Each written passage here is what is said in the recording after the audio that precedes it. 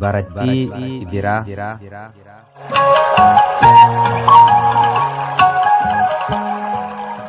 Akkam jirtan lammii xiqqaa guddaan martu kan bahaa kan dhihaa sabni koo hundumtu kan kaabaa kan kibbaa namaasaa hin jenne baga bara haareetti achi tarkaanfanne baga bara haareetti achi tarkaanfanne.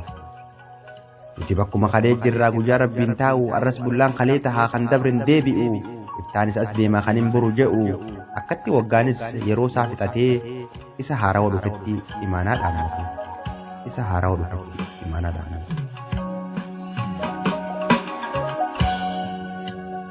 Kanamma dhumelleen gaafa inni seeni akkuma kanaatti gammachuun simanne ergaa baga geessanii walitti dhaammanne kan milkii nuuf haa ta'u jechuudhaan jalqabne.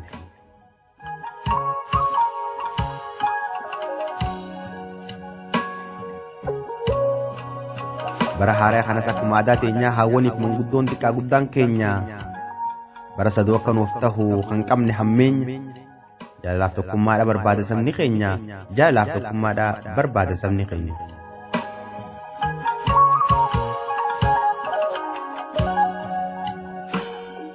Gooytaan nuun haa didu dhabaaf dhibdee hamtu cubbuu karaa rabbiirraa isin fageessitu waan namaa sa'an tolle tan nama rakkitu toltuu malee hamtuun aboo isin haa balfitu toltuu malee hamtuun aboo isin haa balfitu.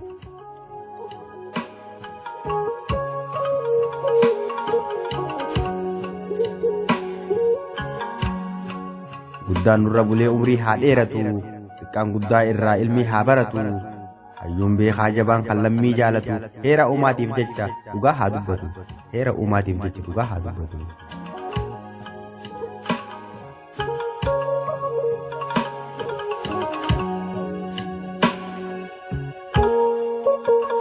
Akka barre haarani kan milkii nuuf tahu gowwaan aqalarraa dubbii haa dhagehu akkas malee imala isaa fixuu hin danda'u. Akkas malee imala isaa fixuu hin danda'u.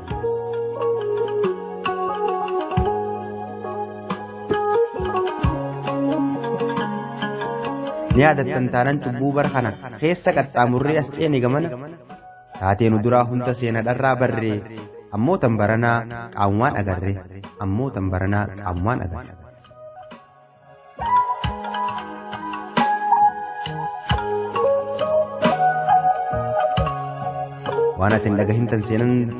Waan atin dhagahin tan seenarraa bartu kan yoo agarte faa amanuuf rakkattu meeqa barri oofee nu afaan as fide takka lama je'een barreesse barbaade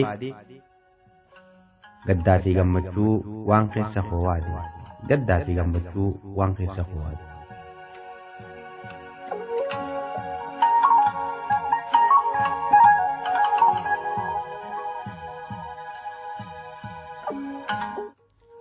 Waggaa akka arraa gaaf dura jalqabne ulaa manaa keessan danqaraa cufannee alaan nurraa banaa jennee gaaf iyyanne kan dirmachuu dhufe qulfii cabsuuf nurraa alaan banaa tahuu achi laallu garraa hulaan keessan cufa ammaan banne ifirraa jechuun namuu deebi'ee ajaa'iba quufe warri silaa hidharraa nu baasuudhaaf dhufe warri silaa hidharraa nu baasuudhaaf dhufe.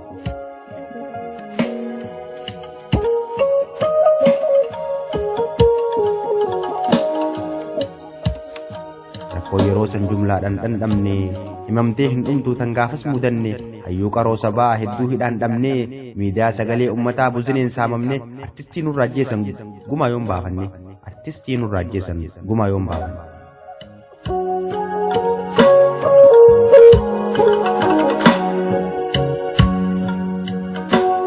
Maaf akka saba tokkoo jiraachuu dadhabne jennee rakkoo sabaa walitti qindeeffannee hiriirratti fufnus waraqaa qabannee haga aduu arraa furmaatan arganne haga aduu arraa furmaatan arganne.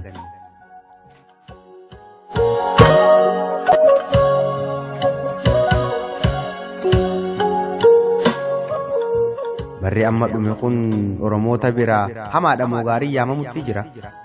Akka dhuunfaa kiyyatti barattii gidiraa je'etti moggaasetiin ittiin yaamu jira.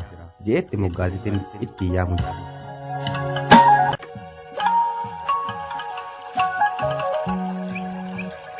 Amas tahee gaariin hundi tan rabbiiti yeroon akkuma dhuftu ammas ni dabartii gooytaatu jijjiira karaa ifiin fedhetti ani yaadan barreessi akkanaaf tolutti atis waan daleedduun irkadhu rabbitti atis waan daleedduun irkadhu isatti.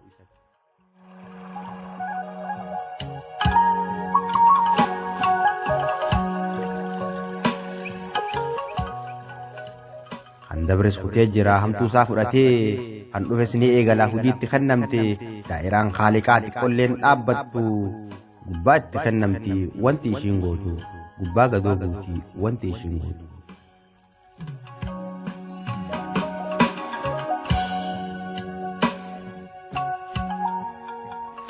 Hamtus tahee toltuu hojiin ilma namaa kan itti oollee bullu galgalaa ganama wanni nuti dalaynu qalamaan qabama booda hojii teenyan hundinuu kaafama booda hojii teenyan hundi kaafama.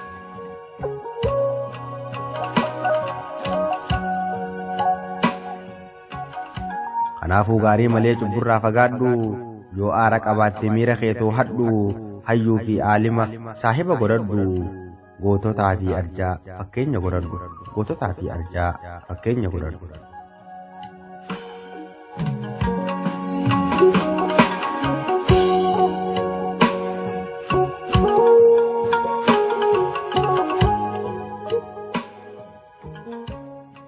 Galatooma.